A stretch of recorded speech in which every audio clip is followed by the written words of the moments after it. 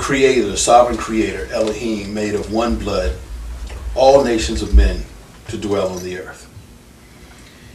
If we learn to respect the love of every human being as our own blood, then the things that we desire will become a sustainable reality. If we learn to respect the blood, honor and respect the blood of every other human being as our own blood, then we won't have any brother-on-brother conflicts like we're seeing. It tears me up to see what's going on in Tunisia and Yemen and Egypt right now. You know, throughout history, we've never had a time where Egyptians turned on Egyptians, where Yemenis turned on Yemenis. This is nothing but satanically inspired demonic activity. The demons hate the Creator. Man is made in His image, in His likeness. So inspiring this hate for whatever the rationalized reason is, and inspiring the willingness to destroy the Creator's image in another human being for nothing or for superficial causes. You know, if someone develops that's incorrigible in society, someone whose objective is to destroy everyone else, yes, put that person down and out of his misery. But for us to get to the point where we are destroying each other over ideologies, you know, this kind of bloodshed has proliferated ever since Cain and Abel, where Cain rose up and slew his brother over ideologies. So Elohim created humanity for a purpose. We're not just here by a quirk of nature or as a byproduct of lovesick amoeba. Elohim created humanity for a purpose. And His purpose is ultimately to, at one point, enable humanity to experience physical life and living the way He intended from the beginning, this way that was corrupted by the enemy of humanity, whether people acknowledge it or want to. This is our belief that Satan just corrupted that system.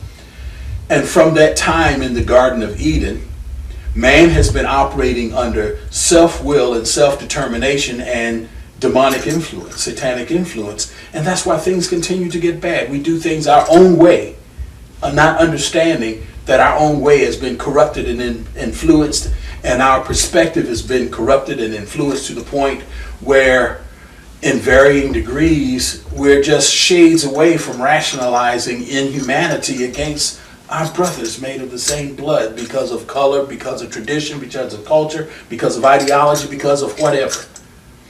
And the time is coming when man's way of doing things his own way, the consequences of man doing things, humanity doing things their own way, is going to become so destructive that mankind is going to be destroying themselves all over, destroying the earth all over, and it's going to require the return of Elohim, Jehovah Elohim, as the King of Kings and Lord of Lords, to put a stop to that, to stop human total annihilation of humanity, and to usher in a system in government where humanity will be able to thrive. So the things that we see, the bloodshed, the hatred, and all those things, yes, as terrible as they are, and it's going to get worse, in spite of all the things we do, it's going to get worse globally, but we want the record to show the reality that there will be a brighter day at the end of that process. And that the principles that cause that to be a reality is what we try to demonstrate in the implementation of our programs.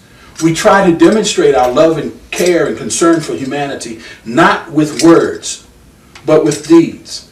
You know, we feed those who are hungry. But we also not just feed them, we develop their capacity to feed themselves and to become so concerned about the welfare of others, that not only do they feed themselves, they develop the capacity to feed others. And this is what's going to change the world. And I'm not saying our effort is going to do that, but it's going to ultimately get done. And the way to do it, our program will be a record, so that it will be said, oh, well, One Blood was doing that.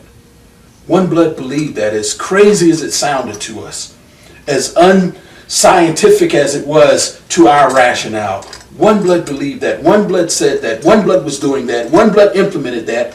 One Blood had a micro model of this very reality.